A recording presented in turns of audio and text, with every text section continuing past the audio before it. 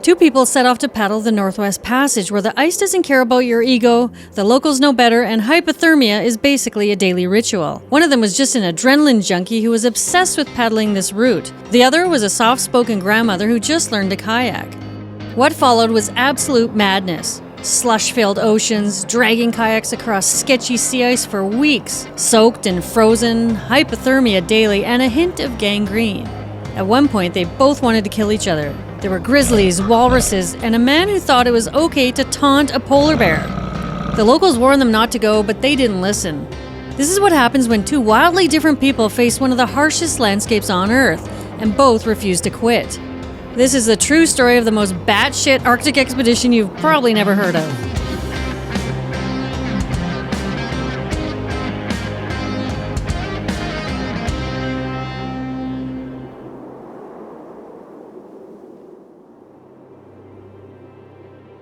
Before we dive into this story, let's take a moment to talk about where it all takes place, the Canadian Arctic.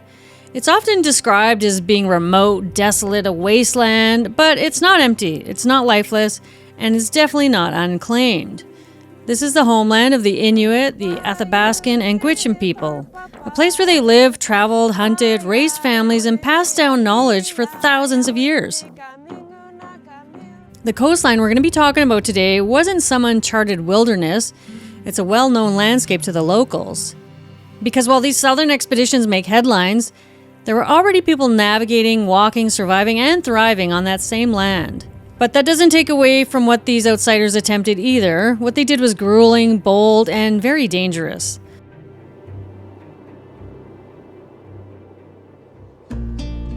Don Starkle was half legend, half madman. A retired boxer turned adventure junkie, he once paddled from Winnipeg to the Amazon with his teenage sons, a 12,000-mile epic ordeal that nearly killed them all. They survived pirates, near starvation, and flesh-eating diseases, just your average canoe trip. Don was intense, stubborn, and completely addicted to pushing the limits of human endurance. And maybe it came from his childhood. He grew up in Winnipeg with an abusive father, spent years in an orphanage, and a foster care system that left scars. Was he chasing adventure as a way to prove something? Don didn't seem satisfied unless he was pushing the limit. So naturally, one day Don looked at a map of the Arctic, one of the most remote coastlines on the planet, and thought, yep, I'm gonna paddle that. The so-called summer up in the Arctic lasts about as long as a box of Timbits at a hockey practice. Blink and it's gone. Most of the route is only ice-free for maybe 2 months if you're lucky. In June of 1990, Don set off solo from Churchill, Manitoba, aiming to paddle over 5,000 kilometers or about 3,200 miles to Tuktoyaktuk, Northwest Territories. Churchill is on Hudson Bay, which is a monstrous inland sea the size of Spain. It's wild, it's ice-choked, and it's historically feared by almost every explorer who set foot near it. It was discovered in 1610 by Henry Hudson while searching for a shortcut to Asia, and the bay became a key trade route for the Hudson's Bay Company. For centuries, European explorers dreamed of cracking that Northwest Passage, the route between the Atlantic and Pacific Oceans through the Arctic Ocean. Most of them ended up dead, though, except for a few tough whalers who survived, but no one had ever kayaked it solo. Enter Don Starkle. Within hours of launching, he was already backtracking through thick ice. Every single mile right off the bat was a brutal fight. Don managed to underestimate just about everything: the tides, the ice, the logistics, and most of all, his own limits. Locals gave him advice and told him, hug the shoreline, be cautious. So obviously, Don paddled 20 miles offshore instead. The real nightmare hit when his kayak flipped over in water, hovering around -1 Celsius or 30 degrees Fahrenheit. And this is the kind of cold that will kill people in minutes. And somehow, Don managed to stay in it for over an hour. He blacked out, he came to hanging onto his kayak, and then he blacked out again. He was cramped up, he got slammed into rocks, he gashed his hand open, and somehow he managed to kick his way to shore, pulling his kayak, which weighed over 200 pounds. Once on land, he was soaked and bleeding and barely conscious, and he just spiraled. He wandered around in circles, still in his wet clothing. He was marooned there for days, too injured to move, and he wrote in his journal that this is definitely my last insane adventure. Spoiler alert, it was not. But that wasn't even the lowest point. Eventually, after days of fighting ice, exhaustion, and reality itself, Don made the one decision he swore he'd never make. He admitted defeat and decided to turn back. And for a guy like Don Starkle, that was pretty unthinkable. His entire identity seemed to be built around never giving up. But the ice wasn't moving and his body was wrecked. And he finally faced the brutal truth that if he didn't turn back, he was going to die. He had no radio, no communication device, so he had to make it out under his own power. While taking shelter in an abandoned shack, he used the rusting propane kitchen stove that was in it, but didn't realize that there was an open-ended gas line that was filling the kitchen for hours. And as a place filled with gas while he slept, the only reason he didn't die was because a polar bear had smashed a window open, letting just enough air in to keep him alive. The weather improved enough for him to start paddling finally, but things got worse. His kayak started sinking. Somewhere miles from land, he noticed water sloshing around his legs, and he raced for Churchill, soaking, freezing, knowing another capside would totally finish him off. He somehow made it, barely, dragging himself to shore. Later, a local looked at his wrecked body and his exhaustion and said, "I was hoping you wouldn't make it back." He explained further, he said, "Because if guys like you succeed, the whole west shore of Hudson Bay will be piled deep with bodies." So, what did Don do with that haunting bit of local insight? He decided to try again. Okay, quick little sidebar from the Arctic chaos. Just give you a little bit of a break for a second from it. Just a breather to calm down and get ready to get back into it. Because when you spend all day reading about frostbite, hallucinations, polar bear attacks, it's kind of nice to just kind of wind down and play a game with adorable little garden creatures. Midas Merge is a free offline ad-free game where you merge magical items to restore an enchanted garden. You're helping King Midas and Queen Laia push back the darkness cast by the goddess Nyx. And honestly, it is the exact opposite of paddling through frozen Arctic chaos. And I love that you can play it offline. I don't often have service out here when I go out walking with the dogs or chopping wood. You know, sometimes you need a break when you're doing those things, so I can sit down, relax, and play a game. And my favorite part are the adorable little creatures. I have grizzly bears and elk come through here regularly, but you know what I don't have? Little creatures called cappy birds. The cappy bird is so cute, it honestly feels like something that would accidentally survive one of my episodes. And here's another fun part. If you're one of the first 100 people to download the game using my link or QR code, you'll get a special level 1 creature called the Mox Fox, personalized with my channel name. How cool is that? And this game, believe me, is a great break from the Arctic paddling story and Don Starkle.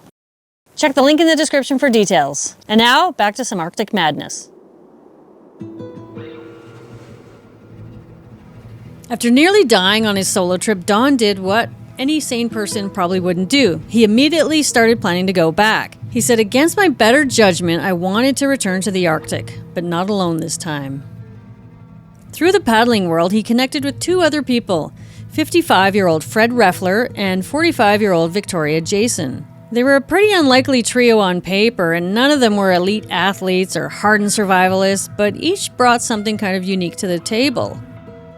Victoria was the wild card, though, because she'd only taken up kayaking a few years earlier. And the first time she saw Don paddling on the Red River near Winnipeg after hearing about his legendary Amazon River trip, she didn't hesitate to go talk to him. She walked right up and asked to join in his next adventure. Don took one look at her and said, "No way, it's not a place for women."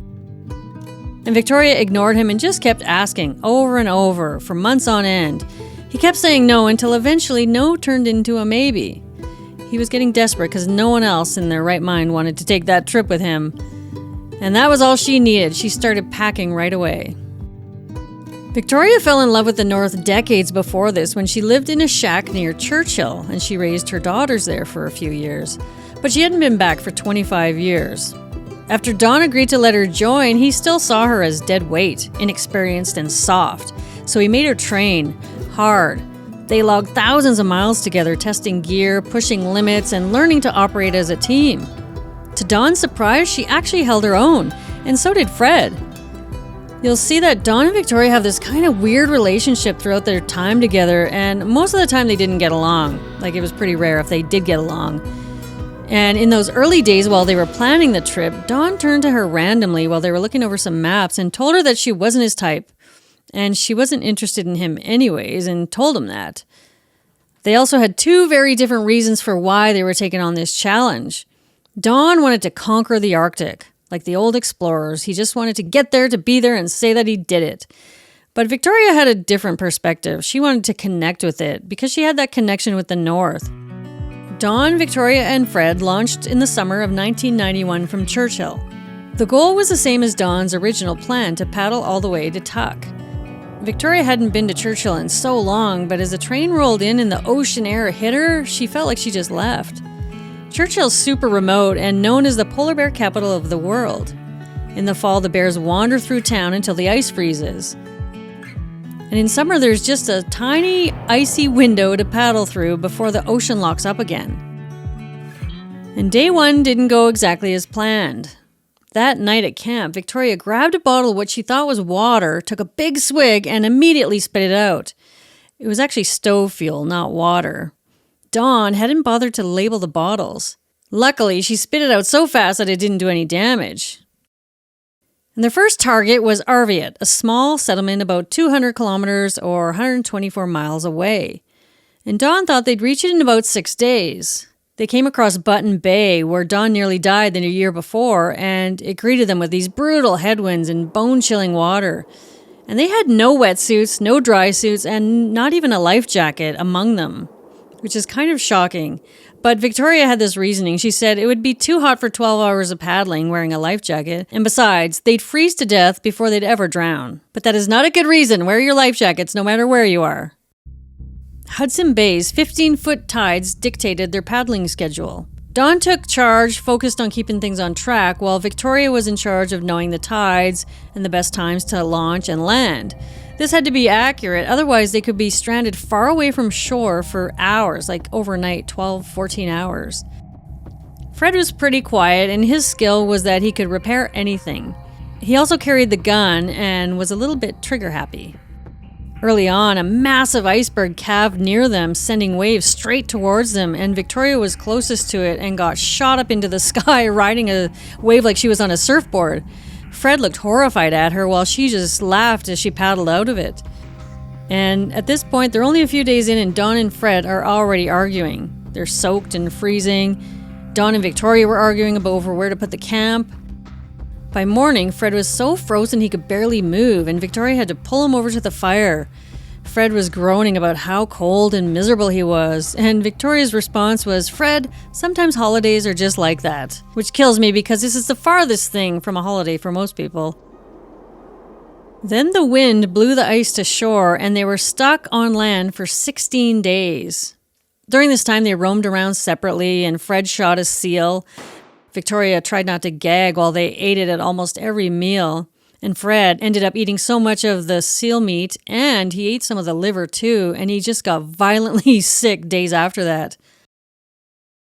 And Fred also had a habit of playing around with a shotgun, which is never a good thing. And he wasn't exactly careful with it, which is an even worse thing. One day it accidentally fired, and the bullet missed Dawn by inches. Turns out the frostbite wasn't the only hazard here. They also had Fred to watch out for. Fred may have been careless with the shotgun, but that was nothing compared to what came next. And that was the bear. Don was alone, sharpening knives at camp, when suddenly he sensed something.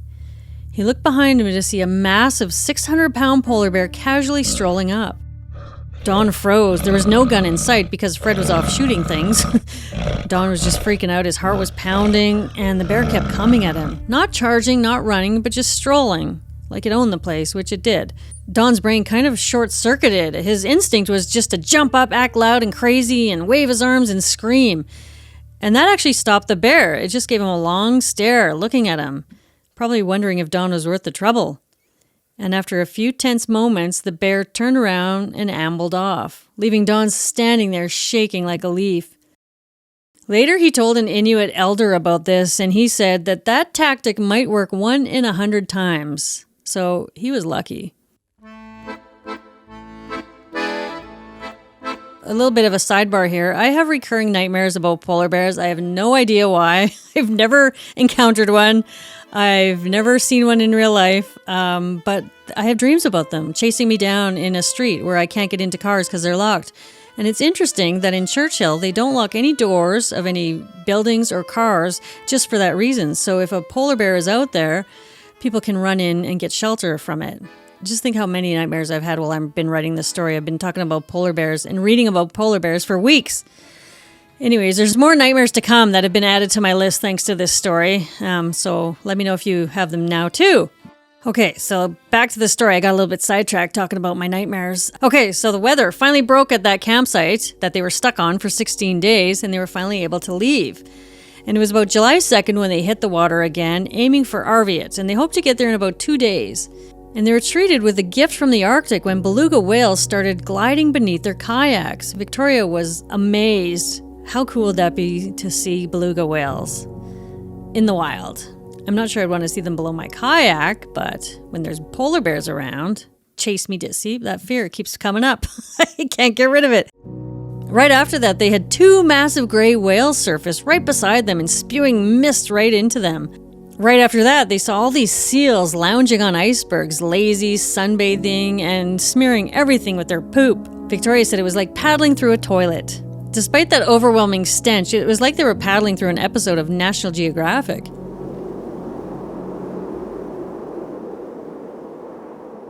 They finally made it to Arviat, and Fred had had enough. It had been a few weeks together with these crazy people, the cold and the miserableness and polar bears, seal meat that made him sick, and most of all, the human hurricane that was Don Starkle. That was the hardest to deal with. So Fred was going home.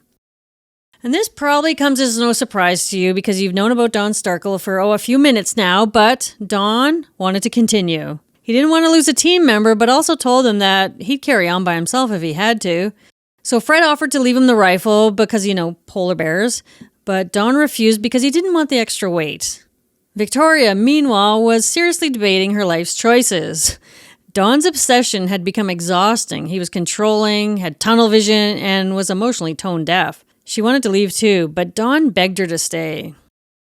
She finally agreed when they decided to revise the plan that they would no longer go all the way to Tuck, and that helped Victoria make her decision to stay.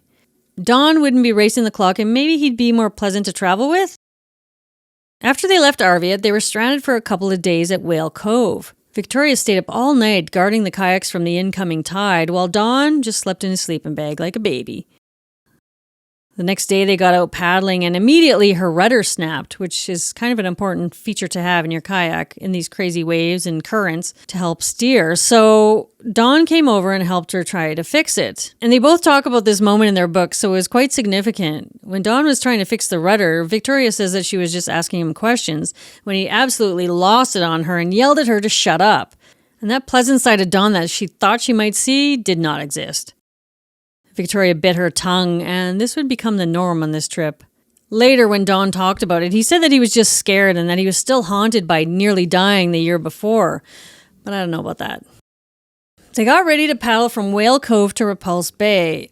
And just for accuracy, I want to mention that some of the place names I'm using are not the current names that are used. But I'm using them because these were the names at the time, and that's what some of the maps that I'll be showing you use. It just makes it easier to remember where they were.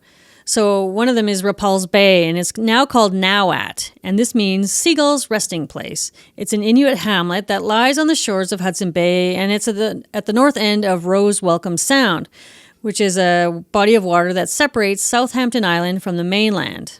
You're getting your Arctic education today. And the next leg that they were going to paddle through was, get ready for it, called Hell's Gate. It's not an adventure gone wrong without something named after hell. This is one of the most concentrated polar bear denning areas in the world. A local asked them what kind of rifle they had, and Don told them that they didn't have one. And the man just shook his head and said, "You'll never make it." The man also talked to Victoria, and he didn't hide his dislike for Don. He said, "I hope you're not married to that man." And she was quick to say, No, we're not together. But despite Don telling her that she wasn't his type before they even left on the trip, he later grabbed her by the shoulder and told her to tell him how much she loved him. Victoria didn't even know what to say, and I didn't get the sense in her book at all that she was ever interested in him, and Don never mentions these moments in his book. And while Don was being all weird, Victoria was keeping something serious to herself. She had a bleeding ulcer. She was passing blood daily, but didn't want to tell Don. For one, she didn't think that he'd really care, and she didn't want to get left behind. Don, meanwhile, was spiraling. Any delay triggered a major meltdown. His kayak was too unstable for him to turn around. He had quite a different kayak than Victoria. Hers was pretty stable. So he would paddle ahead of her and just bark orders out into the yonder like some drill sergeant, and yelled at her to shut up and paddle anytime she dared to speak. And it was so over the top for Victoria that she couldn't help but laugh, because he was screaming and rage paddling and doing this jerky, frantic motions, and it was completely ridiculous. But they battled 10-foot waves as they paddled into Chesterfield Inlet. They were soaked, freezing, and only 20 days behind schedule. Victoria, despite her bleeding ulcer, she was actually loving it. And despite Dawn and her bleeding ulcer, I don't know which was worse. She said, "Someday I might get the north out of my system, but probably not."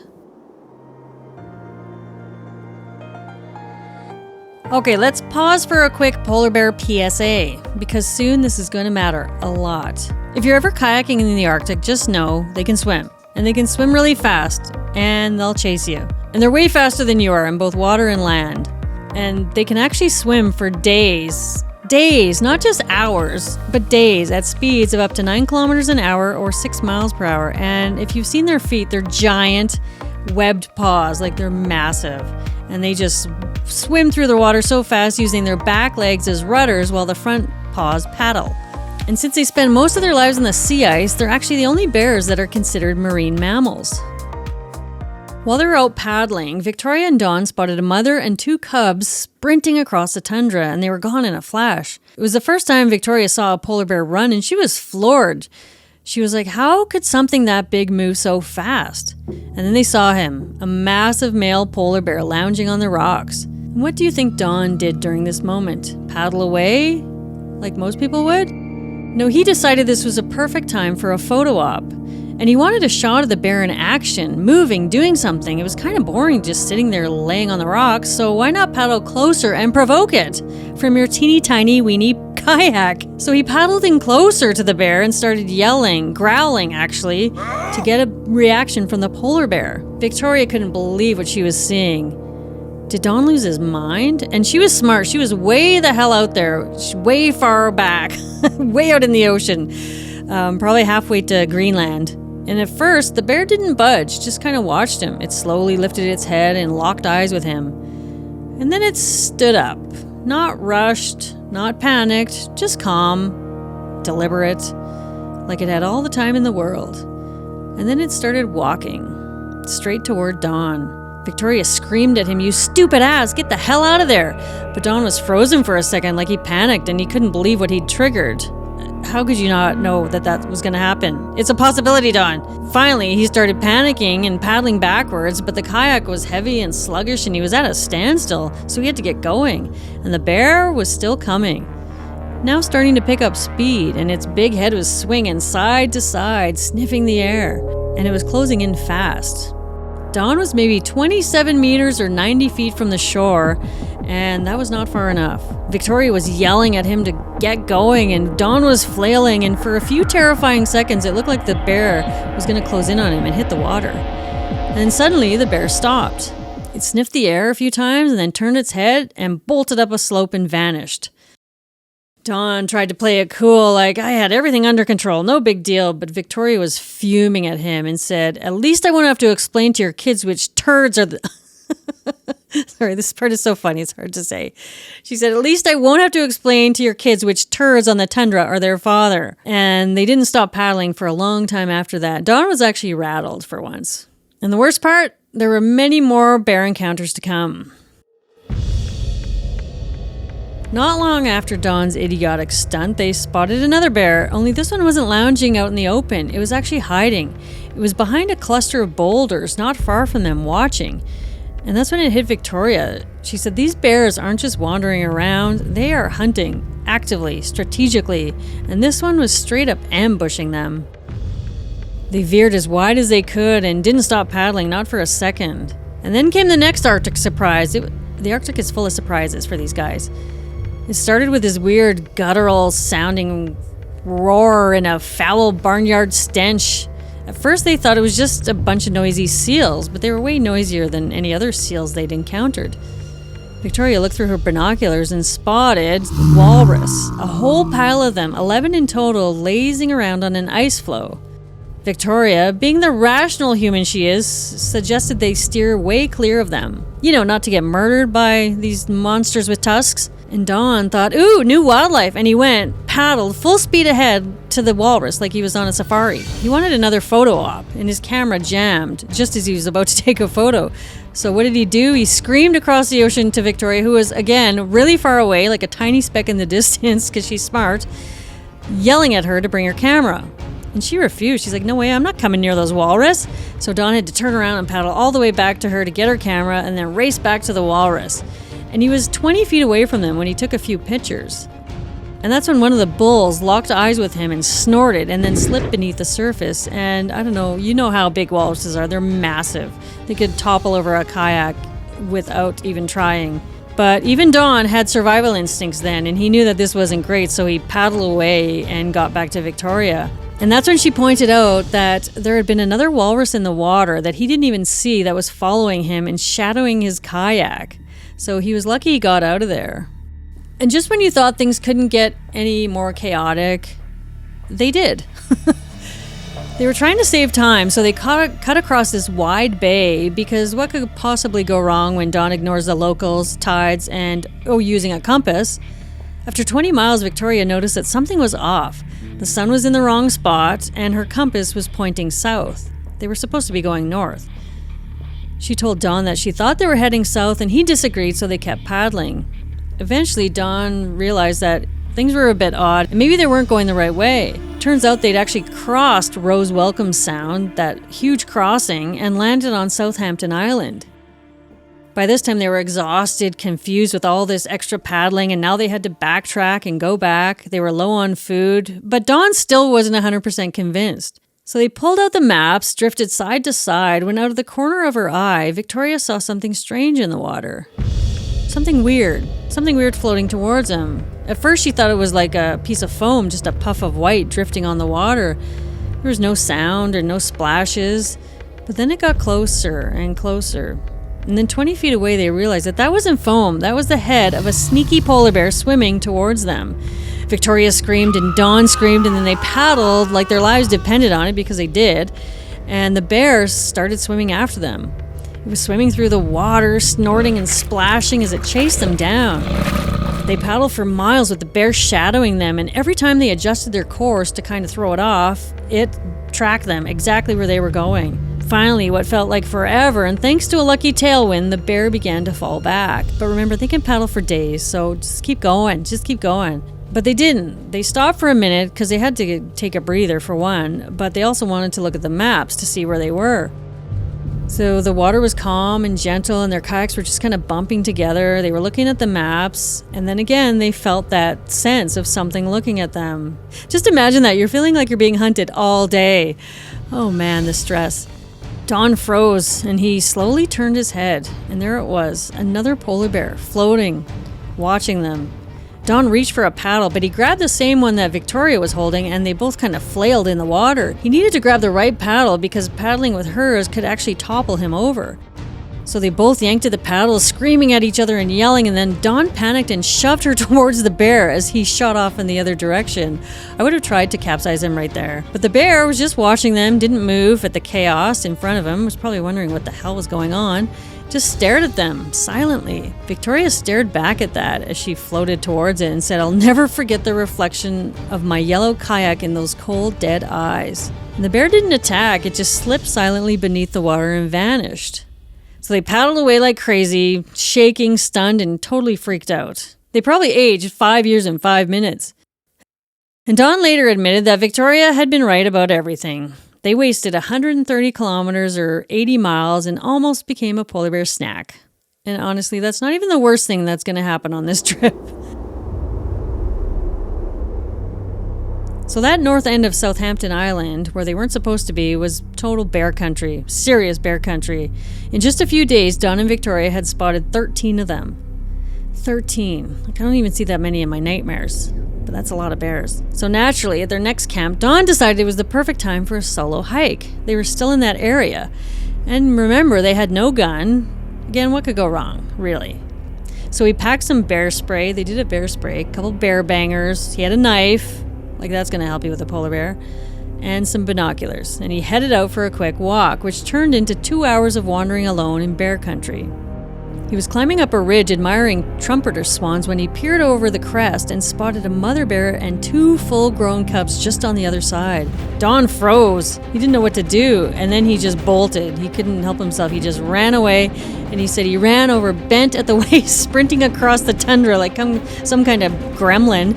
And he was so shaken that he said that if that bear had smelled me or got a trace that I was there, I'd be finished. And there was 3 of them.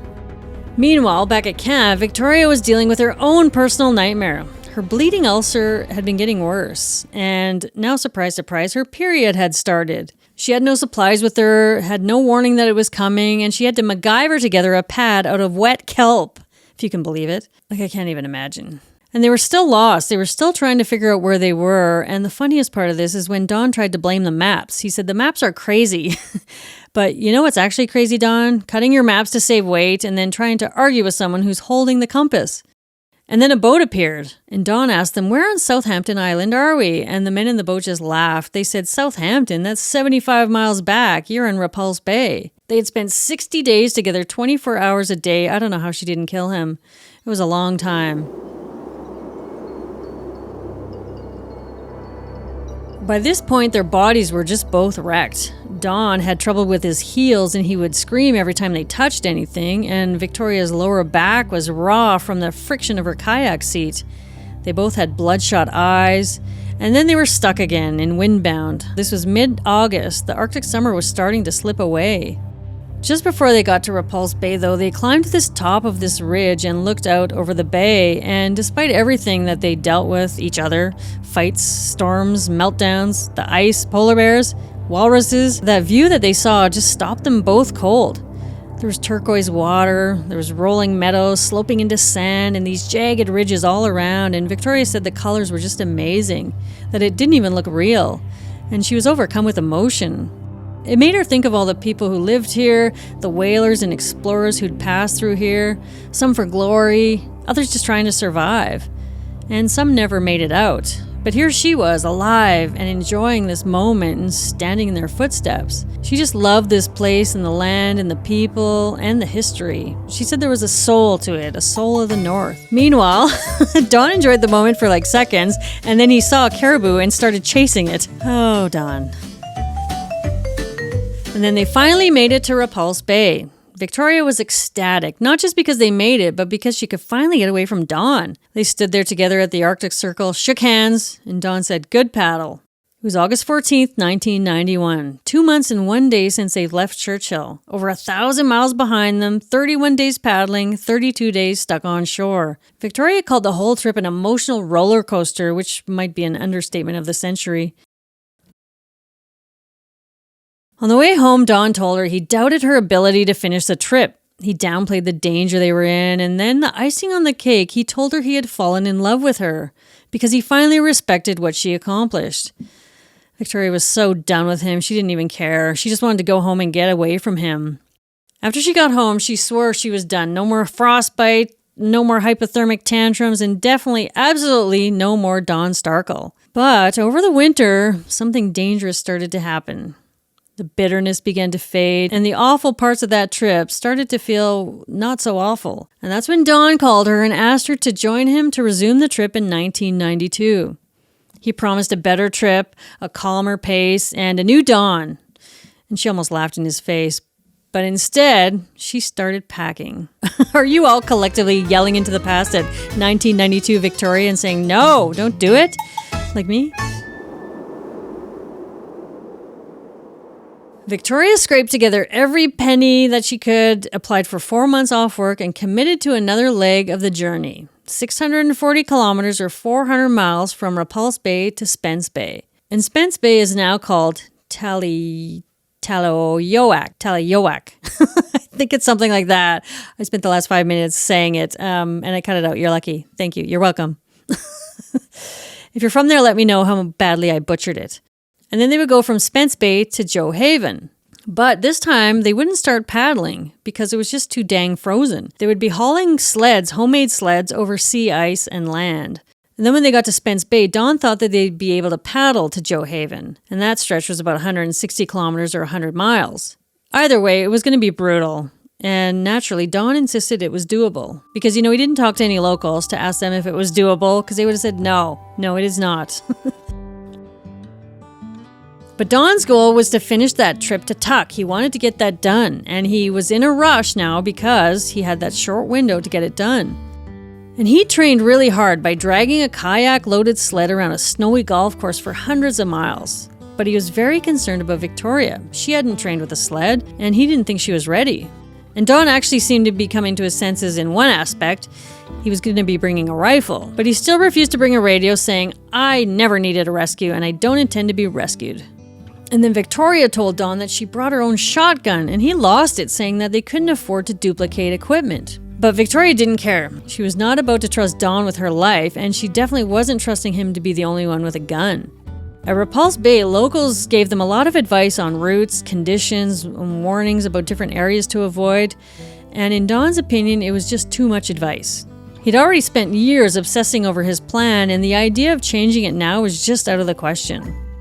He wrote, "I appreciate the good intentions, but I hate the interference. And what bothers me is that Vicky seems to have more faith in all the suggestions than in me. And she should have had more faith in the locals because they actually live there."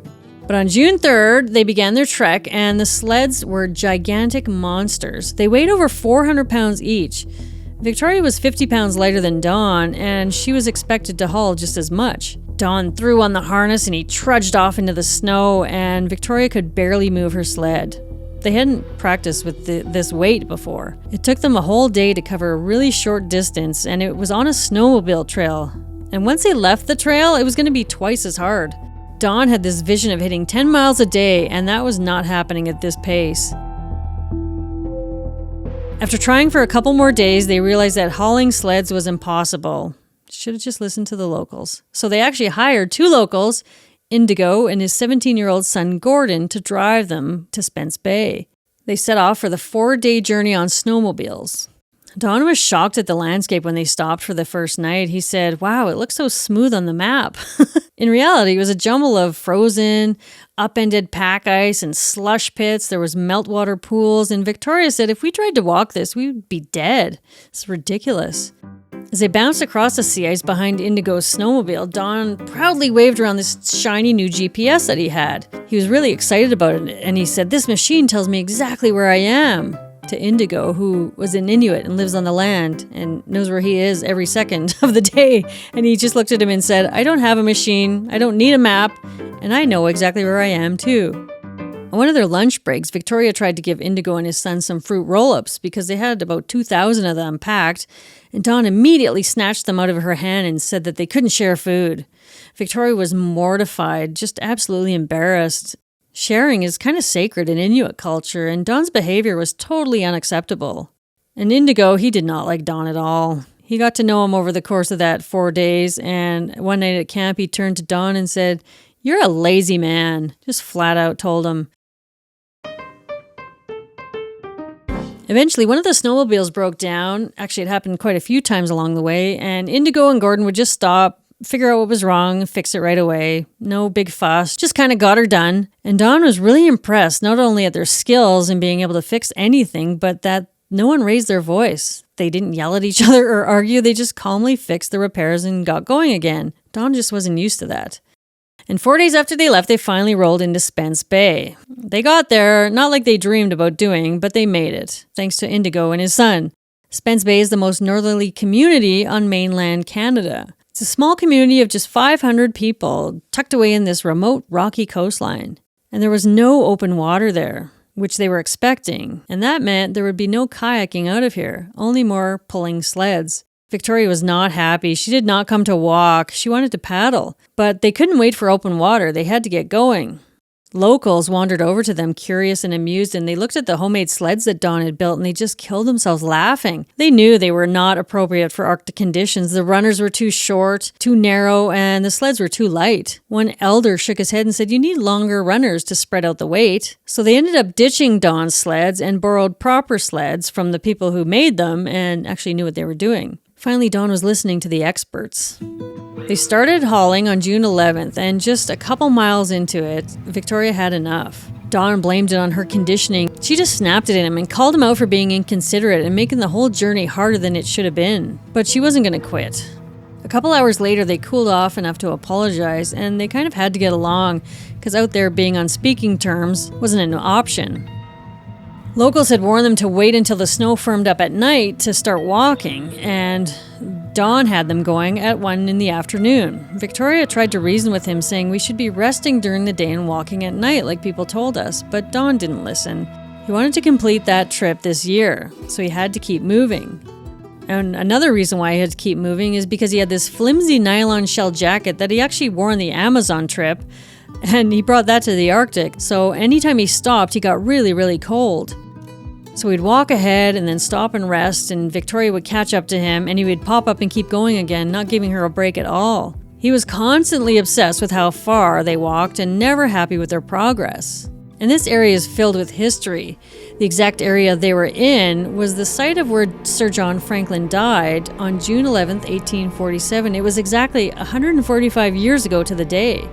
Franklin and 128 of his men were lost trying to complete the Northwest Passage, and most of them died pulling boats across the ice just like Dawn and Victoria were doing now. As they got closer to Joe Haven, locals told them to watch out for a beacon that was supposedly a clear halfway marker across the strait.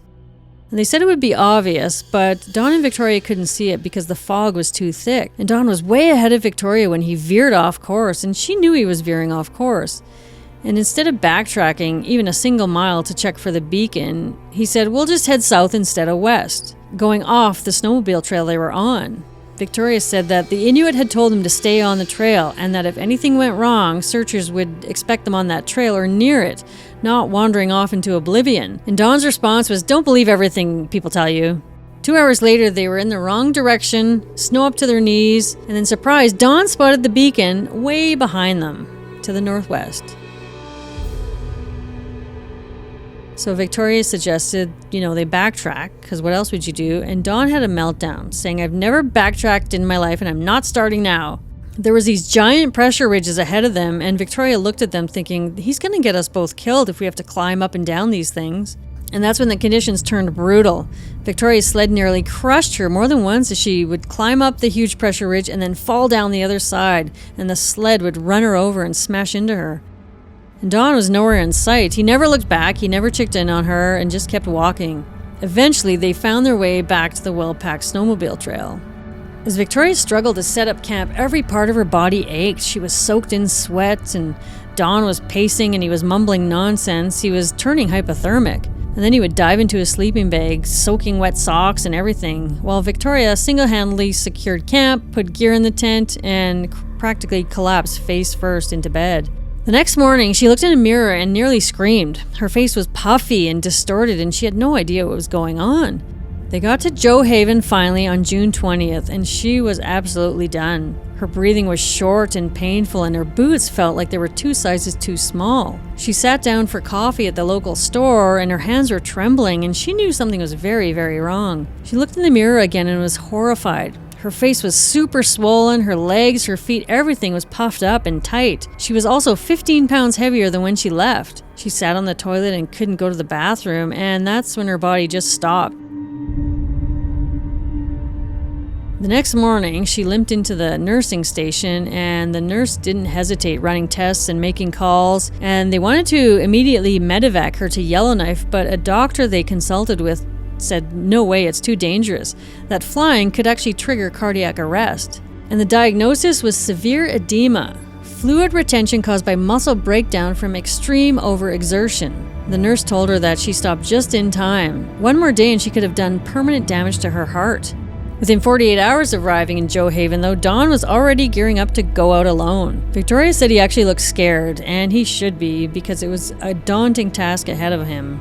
Without her there to slow him down and talk sense to him, and there'd be nothing stopping him from pushing too far. He actually thought about waiting for her to recover, but then she shut it down and said, "No way, I'm never pulling one of those dang sleds again." And they parted ways. She told him, "Good luck, be good to yourself," and Don said, "Bye, Vic. I'm gonna miss you." And she watched him disappear across the ice, but they would never ever travel together again. And what happened to Don? Well, the rest of the trip nearly killed him. He got frostbite, he fell through the ice multiple times, lost his paddle, drank expired milk, and nearly froze to death in his kayak. And at one point, he tried to bluff charge a herd of muskox. And when the ocean started freezing around his kayak, he just kept paddling. And yes, it only gets weirder and wilder from here. But that's all in part 2. Thanks for watching this descent into Arctic madness. I really do appreciate it. And if you liked it, give it a thumbs up, subscribe, or become a member. It really helps me keep me bringing these videos to you. And I'll see you in part 2. Get ready, because it's a lot.